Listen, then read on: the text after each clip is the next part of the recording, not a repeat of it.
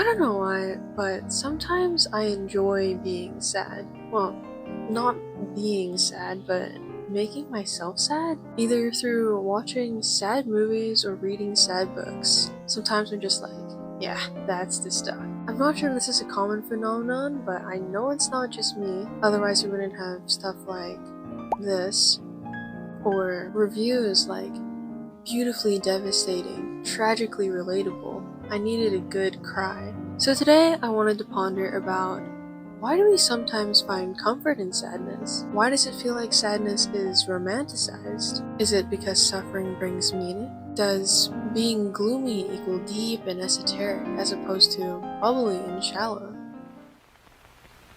The benefits of sadness.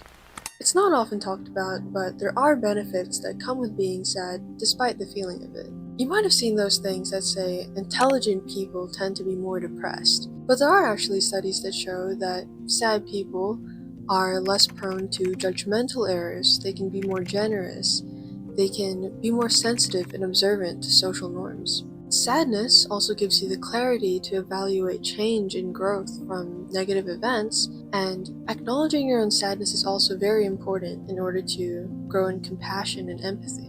So, though you may seek ways to increase happiness, don't haphazardly push away your sadness.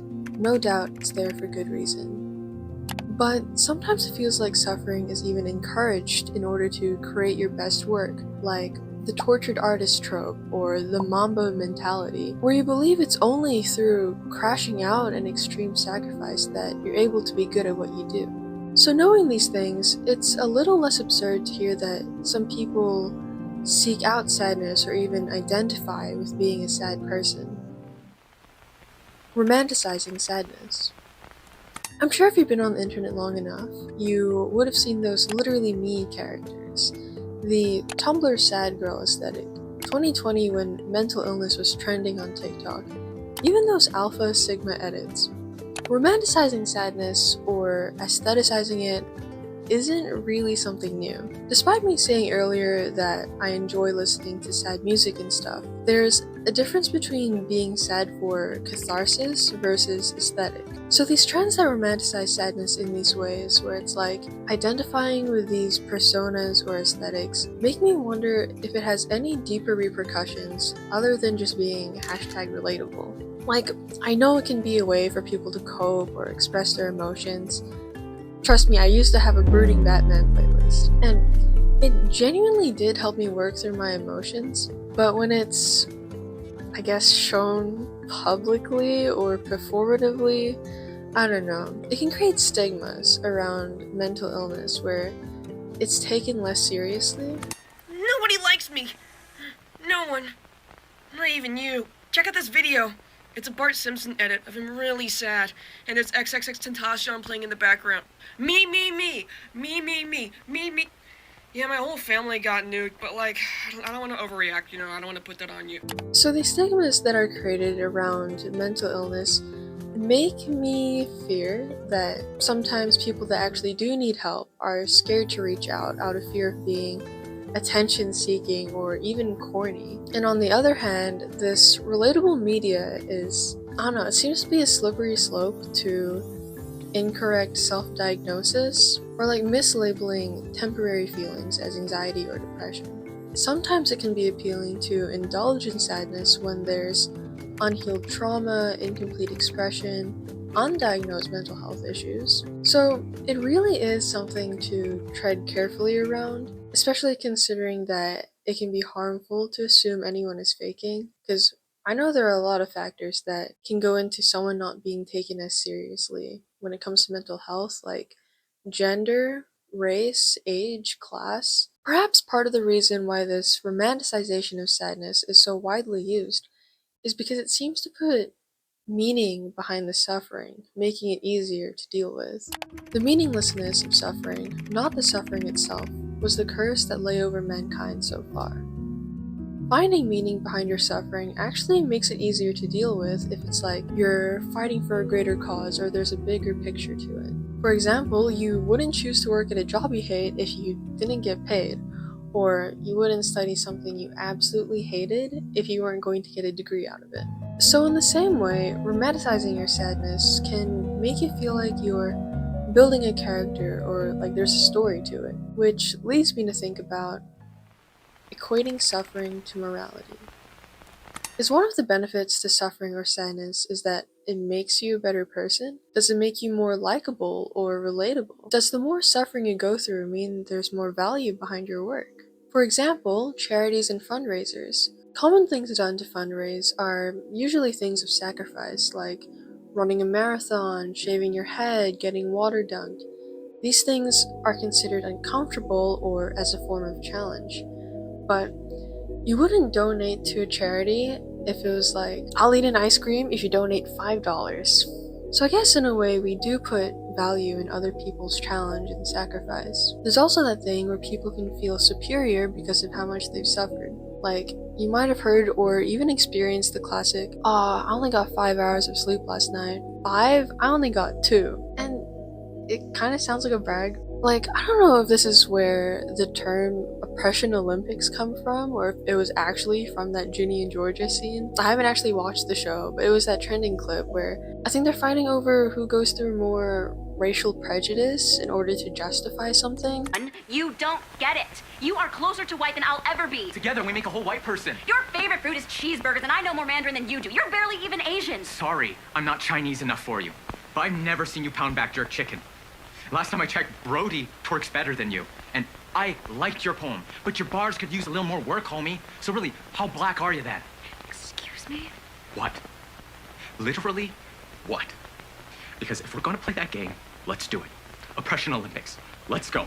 So there is a thing where people can feel more validated the more that they've suffered. Villains, for example, if they have a sad backstory, you're more likely to sympathize with them. And some people even excuse their character because of tragedy they faced or they're just misunderstood. And this can be taken into the real world where people can use their sadness as a way to guilt trip or manipulate or just excuse their bad behavior. Same as if nothing went wrong for you, people would think that everything was handed to you and your work has less value.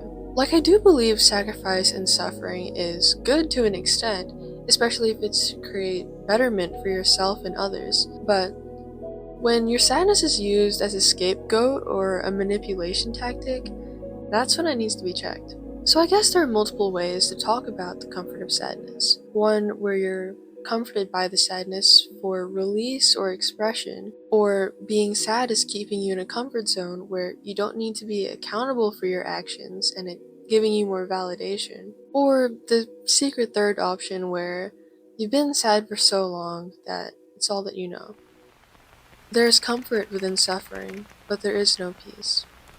What I was saying earlier about people making their struggles their identity in a I'm so quirky way also rings true for people that attach their sadness to their identity, like, this is just how I am, or this is just how I have to be. It doesn't help anyone to treat your suffering as something part of you, or something that defines you. As I said earlier, it feels like what society has taught us is that success has to come at a cost, whether it's your mental health, the people around you, your physical health. The difficult road is just difficult. But recently, you guys might have seen the trending figure skater Alyssa Liu. She won gold in the Winter Olympics just by enjoying the process. That isn't to say it wasn't difficult to her, it was just that she was able to embrace the struggle and find joy in it. And she actually only came back to her skating career after she decided she didn't want to do it through suffering anymore. Do we truly understand the implication Alyssa Liu's gold medal is having on the entire consciousness of the human race? She has broken an upper limit problem for us. The upper limit in society has told us that we need to suffer to achieve greatness. There's a lot of hate and aggression energy, and it has actually worked for a period of time. You see somebody like Michael Phelps, the most decorated Olympian of all time. But to what cost? Michael Phelps then goes through severe depression. Alyssa Liu broke that pattern. She was an Olympian because she became a person who wanted to achieve her goals through fun and joy, won the gold medal. Now, all of her post-game interviews, look at how much fun she's having. And here's what she said. The real prize is in the performance, I would say, and the journey. Because Alyssa prioritized making the journey fun and loving. Whether she hits her goals or not, she gets to continue to be a fun and loving person for the rest of her life. And isn't that the whole point anyway? And like, this isn't to say just don't be sad, because I know it's easier said than done. But I think at least progressing towards letting go of the notion that you need to sell your soul in order to have success, it feels like propaganda to get you accustomed to live a miserable life and be the perfect cog in a machine if you're like, oh, emotions are just a distraction. To be human is to know sadness. I think taking comfort in sadness has its ups and downs, depending on how you look at it. I think it's something that needs to be tread carefully around, where it's a balance between processing your emotions and not dwelling on it too much to the point that it consumes you. I'm not going to tell you that sadness is wonderful and we need it. I'm going to say that sadness is important and we need it. Owning our sadness is courageous and a necessary step in finding our way back to ourselves and each other. To be human is to know sadness. So my final thought is to just be careful taking too much comfort in sadness, but don't suppress or ignore the feeling. You shouldn't pretend like everything is fine when it isn't, and you shouldn't attach your mental health struggles to your identity. That's just my 2 cents. I hope it made sense. Thank you all for listening. Let me know what you think about taking comfort in sadness in the comments below. See you all next time. I know it's been a while since I recorded. I moved cities, so I've been pretty busy, and I hope that this audio is fine. I did get a comment on my last video talking about my audio quality. Damn it, so this is what happens every single time. Like, just something goes wrong.